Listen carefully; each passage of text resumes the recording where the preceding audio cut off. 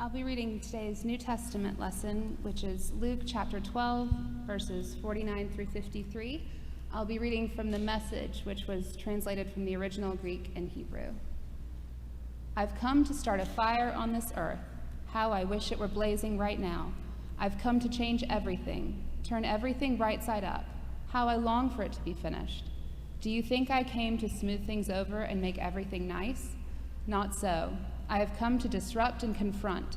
From now on, when you find 5 in a house, it will be 3 against 2 and 2 against 3, father against son and son against father, mother against daughter and daughter against mother, mother-in-law against bride and bride against mother-in-law. Then he turned to the crowd. When you see clouds coming in from the west, you say, storms are coming, and you're right. And when the wind comes from the south, you say, this will be a hot one, and you're right. Frauds. You know how to tell a change in the weather, so don't tell me you can't tell a change in the season, the God season we're in right now. The word of God for the people of God. Thanks be to God.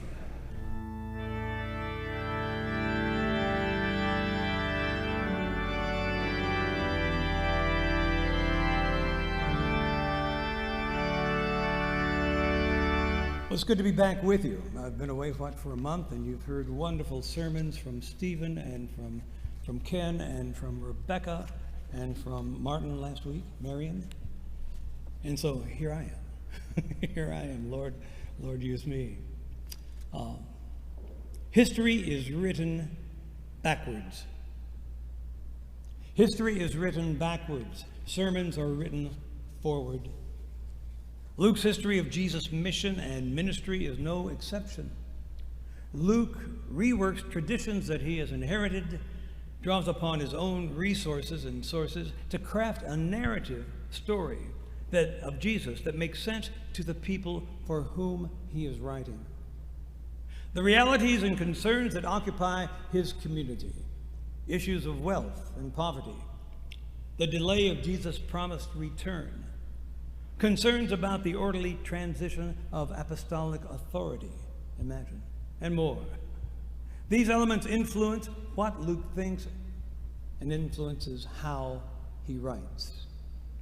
History, all history, including gospel history, is written backwards, shaped by the concrete circumstances and realities of the historian and his or her community. And sermons, however, are written forward. As interesting and as important as the historical context is, the more pressing question for us this day is not the past of the text, but how it impinges and shapes our future. What does this text say to us about our life of faith and in the world? How will this passage shape our view of God, of ourselves, of our neighbor? And how will this passage affect us? What will it do for us, and what will it do with us, and what will it do to us? History is written backwards, sermons are forward. And the Gospel of Luke begins with the proclamation that Jesus will guide our feet into the way of peace. At Jesus' birth, an angelic choir sings, "Peace on earth." On numerous occasions during his ministry, Jesus offers men and women words of peace. Go in peace and sin no more. Peace I leave with you. My peace I give to you. And to his disciples he said, I have told you these things so that in me you might have peace. And many of us, following Jesus' example, share the peace with each other every Sunday morning.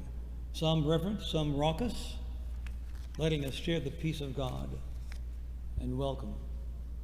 So we assume that the vast majority of us anyway, ours is a religion of peace, of peacemaking, of peace loving, of peace keeping. So what are we to make of these startling words in this week's gospel? Do you think I've come to bring peace to the earth, he asked his followers? No, but rather division. From now on, 5 in one household will be divided, 3 against 2 and 2 against 3. Wow. Prince of Peace. Jesus' description of his mission unfolds through these 3 related purpose statements or activities. Jesus came to bring fire. He came to be baptized, and he brings division. Fire is a multivalent, which means it's many applications, interpretations, meanings, or values. It can represent the presence of God. Think of the pillar of fire in Exodus, and it can be in the tongues of flame at Pentecost. It can also represent eschatological judgment, end-time judgment. In Revelation, Satan and his army are consumed by fire. Fire also represents purification. Zechariah and Malachi each refer to God's intention to purify Israel like a refiner purifies silver by fire.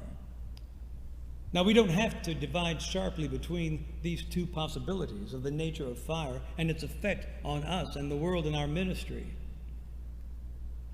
There were signs all through Scripture that the Son of Mary would disrupt. You may recall, as a baby, they took him to Jerusalem, and an aged man named Simeon had prayed to see the Messiah before he died. And he held Jesus, and he knew that his prayer was answered. And he said this, he said, "This child is destined for the falling and rising of many in Israel, and to be a sign that will be opposed, so that the inward thoughts of many will be revealed." Brought fire. Baptism is used in the New Testament to represent both judgment and purification, and was connected with fire by John. Now, Jesus refers, however, not to the baptism he brings, but to the one that he will receive. In this context, the baptism of which Jesus speaks seems clearly to point to his cross, an event that dominates every moment of his mission. Recall, he said, "Oh, I wish it were effected already." Strikingly, the one who embodies the presence of God is not simply meting out the fire of judgment and purification, but bears it on himself. Division. Division of which Jesus speaks is a result of what he will bear. The kingdom of God, he proclaims, represents a new order, governed not by might, but by forgiveness. Hence the importance of forgiveness in the Lord's Prayer. Not by fear, but by courage. Be not afraid. And not by power, but by humility. Remember, in Mary's song, she speaks about the low being raised and the raised being low. Yet, those invested in the present order, those lured by the temptations of wealth and status and power, and those who rule now will resist this coming kingdom, for it spells an end to what they have known and what they have grown to love. Now consider the fact that Jesus forces choices from just about everyone he met during his years on this earth. No one met him without feeling compelled to change. He consistently brought people to the point of crisis, of tension, of movement, or transformation. He consistently led people to decisions their families and their communities didn't understand. Remember, the first disciples were on their boat with their family, fishing and taking care of the nets, and he called to them, and they dropped everything and went with him. Can you imagine? Can you imagine?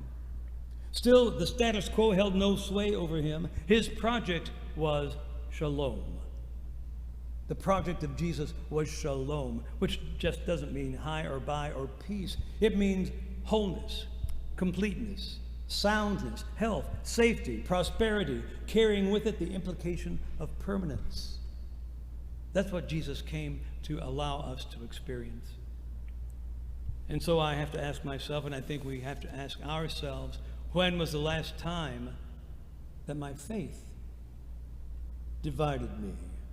When was the last time I allowed Jesus to bring me to a point of crisis? When was the last time my faith encouraged holy division, holy change in someone else's heart? Stand in or stand on or stand up. In other words, what am I most invested in? My comforts or my privilege to share the gospel of Jesus? You know, Scripture offers us so many beautiful names for Jesus. Son of God, Son of Man, Emmanuel, God with us, Lord, Logos, Christ, Darwin add another this day, disturber of the peace, disruptor of the status quo. So what would it be like if we were to allow Jesus to disturb us, to disturb this place, to unmake us and divide us in a way that would suit the kingdom?